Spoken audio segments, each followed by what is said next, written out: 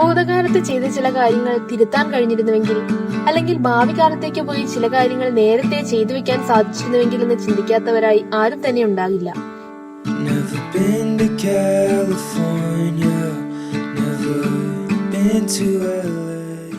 ഇത്തരത്തിൽ യഥാർത്ഥമായി ഭൂതകാലത്തേക്കും ഭാവി കാലത്തേക്കും പോകാൻ കഴിഞ്ഞാലോ?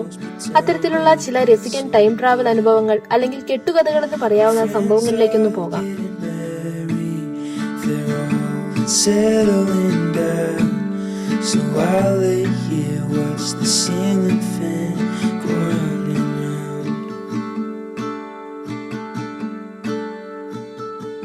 and it's always gone too fast.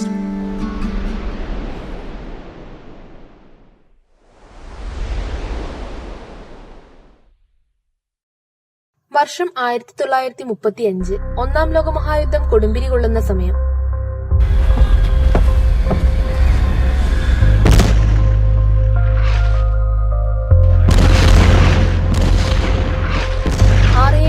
കമാൻഡറായ Victor ഗോദാർഡ് സ്കോട്ട്ലൻഡിലെ എഡിൻബർഗിൽ നിന്ന് ഇംഗ്ലണ്ടിലെ ആൻഡോവറിലെ സ്വന്തം താവളത്തിലേക്ക് പറക്കുകയായിരുന്നു. ഡ്രം റൂട്ട് വഴി പറക്കുന്നതിനിടെ ഉപേക്ഷിക്കപ്പെട്ട ഒരു എയർ സ്ട്രിപ്പ് അദ്ദേഹത്തിന്റെ ശ്രദ്ധയിൽപ്പെട്ടു. പെട്ടെന്നാണതുണ്ടായത്. ശക്തമായ കൊടുങ്കാറ്റ് വീശാൻ തുടങ്ങി. കാറ്റിൽ വിമാനത്തിന്റെ നിയന്ത്രണം നഷ്ടപ്പെടുകയും അത് താഴേക്ക് പതിക്കാൻ പോവുകയും ചെയ്തു. എന്നാൽ ഞൊടിയിടയിൽ കാറ്റിന് ശമനമാവുകയും വിമാനത്തിന്മേൽ കമാൻഡർ നിയന്ത്രണം വീണ്ടെടുക്കുകയും ചെയ്തു. പക്ഷേ താഴെയുള്ള കാഴ്ച കണ്ട് കമാൻഡർക്ക് തന്റെ കണ്ണുകളെ വിശ്വസിക്കാനായില്ല.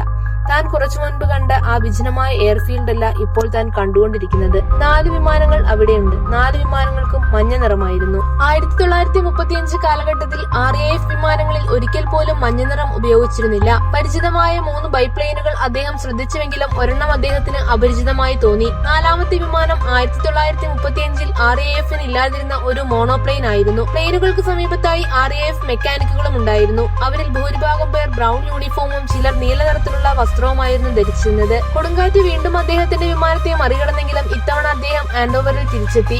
1935 ഗോദാർഡിന് അനുഭവപ്പെട്ട കാര്യങ്ങൾക്ക് വസ്തുതാപരമായ തെളിവുകൾ ഉണ്ടായിരുന്നില്ല. അന്ന് എന്താണ് സംഭവിച്ചതിനെ കുറിച്ച് വ്യത്യസ്ത അഭിപ്രായങ്ങളുണ്ട്. ചില ആളുകൾ ഗോദാർഡിന് മതിഭ്രമമാണെന്ന് കരുതുന്നു. എന്നാൽ ചിലർ കരുതുന്നത് ഗോദാർഡിന് മറ്റുള്ളവരുടെ ശ്രദ്ധ കിട്ടാനായി കെട്ടിച്ചമച്ച കള്ളക്കഥയാണെന്നാണ്. എന്നാൽ ഡ്രം എയർഫീൽഡിൽ അദ്ദേഹം കണ്ടത് ഒരു ടൈം സ്ലീപ്പ് സംഭവമായി കാണുന്നവരും കുറവല്ല. ഒരു വ്യക്തിയോ ഒരു കൂട്ടം ആളുകളോ ടൈം മെഷീൻ ഉപയോഗിക്കാതെ സമയത്തിലൂടെ സഞ്ചരിക്കുന്ന ഒരു അസാധാരണ പ്രതിഭാസമാണ് ടൈം സ്ലീപ്പ്. എന്നിരുന്നാലും ഗോദാർഡ് കണ്ടെത്തിയതെല്ലാം 1939 ARFൽ സജ്ജീകരിച്ചിരുന്നു. RAF അവരുടെ വിമാനങ്ങൾക്ക് മഞ്ഞ നിറം നൽകാൻ തുടങ്ങി. എയർബേസിൽ ഒരു പുതിയ മോണോപ്ലെയിനും അവതരിപ്പിച്ചു.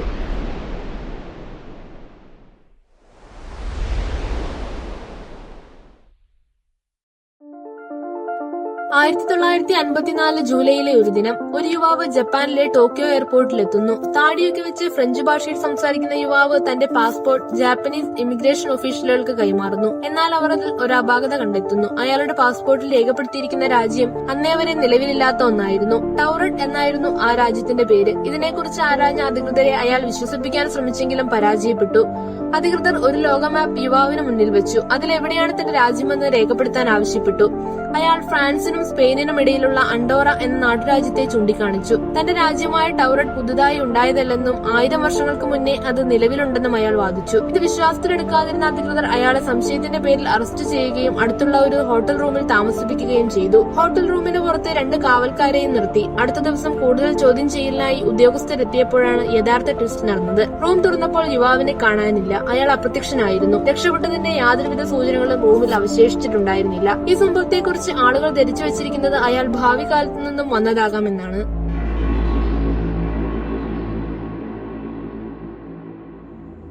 1959 ഒക്ടോബറിൽ 30-കാരനായ ജോൺ അലൻ കുച്ചാർ സെഗ്രസ് എന്നയാൾ കൊറിയൻ ഭാര്യയോടൊപ്പം ജപ്പാനിലെത്തി. 3 മാസങ്ങൾക്ക് ശേഷം ടോക്കിയോയിലെ ചിയോഡ വാർഡിൽ വെച്ച് പണമിടപാട് കേസിൽ മറൂനൌച്ചി പോലീസ് അദ്ദേഹത്തെ അറസ്റ്റ് ചെയ്തു.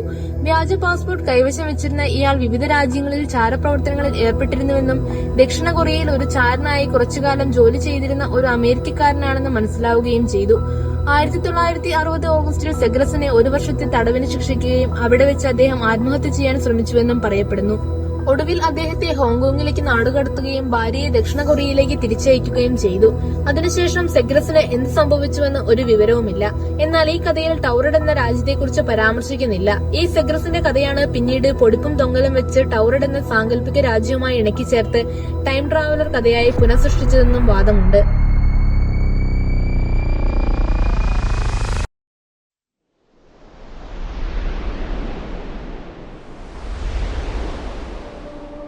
ആയിരത്തി 1932 പത്രപ്രവർത്തകനായ ജെ ബെർണാഡ് ഹട്ടണും ഫോട്ടോഗ്രാഫർ ജോക്കിം ബ്രാൻഡും ഒരു സ്പെഷ്യൽ സ്റ്റോറിക്കായി ഹാംബർഗ് ഷിപ്പ്യാർഡിലെത്തി. കുറച്ചു സമയം കഴിഞ്ഞപ്പോഴാണ് വലിയൊരു വ്യോമാക്രമണത്തിന് മധ്യത്തിലായി തങ്ങൾ അകപ്പെട്ടു കഴിഞ്ഞുവെന്ന് അവർക്ക് മനസ്സിലായത്. By night and day, the big German city was subjected to Allied air assaults without parallel in history. ബോംബാക്രമണം, വെടിവെപ്പ്, അന്തരീക്ഷത്തിൽ കറുത്ത പുക. അവർ പരിഭ്രമത്തിനിടയിലും സംഭവത്തിന്റെ കുറച്ച് ചിത്രങ്ങൾ എടുത്തു. എന്നാൽ അല്പനേരം കഴിഞ്ഞപ്പോൾ കാര്യങ്ങളെല്ലാം പൂർവ്വസ്ഥിതിയിലായി. ബഹളങ്ങളില്ല, പോർവിളികളില്ല, എല്ലാം ശാന്തം. എന്താണ് നടക്കുന്നതെന്ന് മനസ്സിലാക്കാൻ അവർക്ക് കഴിഞ്ഞില്ല. അവർ തിരിച്ച് തങ്ങളുടെ ജോലിസ്ഥലത്തെത്തി. നടന്ന സംഭവങ്ങൾ എടുത്ത ചിത്രങ്ങളുടെ സഹായത്തോടുകൂടി സഹപ്രവർത്തകർക്ക് വിശദീകരിച്ചു നൽകി. എന്നാൽ അതാരും തന്നെ അത്രയ്ക്ക് ഗൗനിച്ചില്ല. 11 വർഷങ്ങൾക്ക് ശേഷം ഹാംബർഗിലെ വ്യോമാക്രമണം, ഓപ്പറേഷൻ ഗോമോറെ കുറിച്ചുള്ള ഒരു പത്രവാർത്ത ഹട്ടന്റെ ശ്രദ്ധയിൽപ്പെട്ടു. അയാളെ തീർത്തും അത് ഞെട്ടിച്ചു കളഞ്ഞു. 1932 അവർ എന്താണോ ആ ഷിപ്പ്യാർഡിൽ അനുഭവിച്ചത് അതിന്റെ തനി പകർപ്പായിരുന്നു അയാൾ ആ പത്രവാർത്തയിൽ വായിച്ചറിഞ്ഞതും.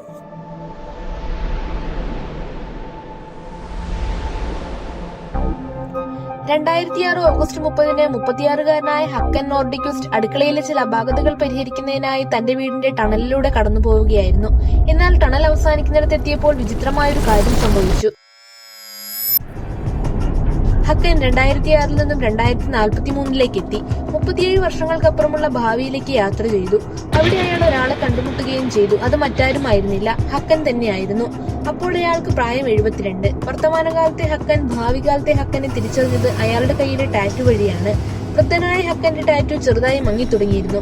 അവർ ഒരുമിച്ച് നിന്ന് ഫോട്ടോ എടുത്തതായും പറയപ്പെടുന്നു. ഇത് സംബന്ധിച്ച് വീഡിയോകളും മറ്റും സോഷ്യൽ മീഡിയയിൽ ഇപ്പോഴും പ്രചരിക്കുന്നുണ്ട്. ഇതിന്റെ യഥാർത്ഥ വസ്തുത എന്തെന്ന് വ്യക്തമല്ല.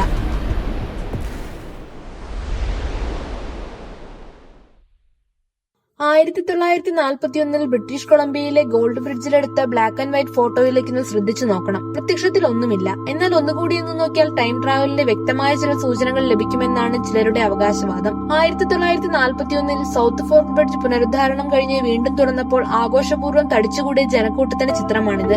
ആ കാലഘട്ടവുമായി ചേർന്ന് നിൽക്കുന്ന വസ്ത്രധാരണ രീതിയും ഹെയർ സ്റ്റൈലുമായി നിൽക്കുന്ന ജനക്കൂട്ടത്തിനിടയിൽ അവരിൽ നിന്നും തീർത്തും വ്യത്യസ്തനായ ഒരു യുവാവിനെ ചിത്രത്തിൽ കാണാം.